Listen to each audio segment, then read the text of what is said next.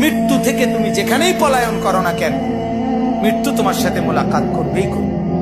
তুমি দেখা করতে হবে না, সেই তোমার সাথে দেখা করবে। তুমি মৃত্যুকে ডাকতে হবে না, মরণ তোমাকেই ডেকে নিয়ে আসবে। মরণ নিজেই তোমার সাথে দেখা করবে, সেই তোমাকে কবরে আনবে, তুমি আসতে হবে না। হাদিসের মধ্যে আছে, আল্লাহ নবী সাল্লাল্লাহু আলাইহি ওয়াসাল্লাম হাদিসে ইরশাদ করেছেন, প্রত্যেকটা নাফরমানের লাশ যখন খাটের মধ্যে করে কাঁধে তোলে, মানে কবরস্থানে নেওয়ার জন্য যখন লাশ খাটের মধ্যে কাঁধে তুলে নেয়, তখন এই পরিমাণ চিৎকার করে ওই নাফরমান লাশের খাটের মধ্যে। আল্লাহ নবী সাল্লাল্লাহু আলাইহি সাল্লাম বলেন, যদি একটা সেকেন্ডের চিৎকার তোমরা ওই নাফরমানের শুনতা, তাহলে পৃথিবীর কোনো মানুষ কাউকে কাঁধে আর লাশের খাটিয়া তুলতো না, বরং ফেলে রাখতো আর কুকুর বিড়ালে খাইতো। এরা শুধু চিৎকার করে নাফরমান বলে, আল্লাহর দোহাই আমার স্বজনরা আমার ওইদিকে নিও না, ওই কবরে আমারে নিও না,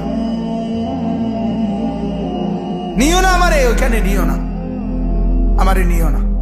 হায় তোমরা আমারে কই নিচ্ছ? তোমরা না আমার স্বজন, তোমরা না আমার সন্তান। আরে নামাজ ছাড়া বাদ তো কুত্তারও মেলে, বাদ তো জানোয়ারেরও মেলে, বাদ তো বেঈমানেরও মেলে। এটা তো আশ্চর্যের কিছু না বেটা। ভাত খাবার, এটা তো বেঈমানেও খায়।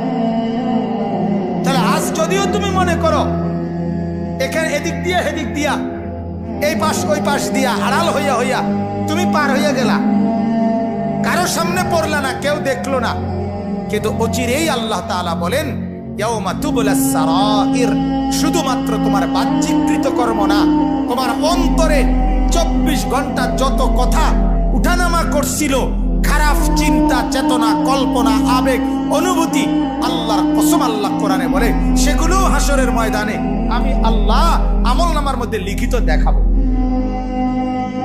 ইয়াউমা তুবলাস সারাইর। বুঝেন? এখন তো দিলের কথা কেউ জানে না। আপনার ভিতরে কি ঘুরতেছে আমি জানি, আপনি জানেন আমার দিলে কি ঘুরতেছে। আল্লাহ তাআলা বলে, সেগুলো আমি তোমার সামনে দেখাবো। যে মা, যেই বাবা তার ছেলেটাকে আল্লাহর কোরআন শিখালো না, ওই বাবা যদি ওই ছেলেটাকে 70 বার আগুনে পোড়ায়,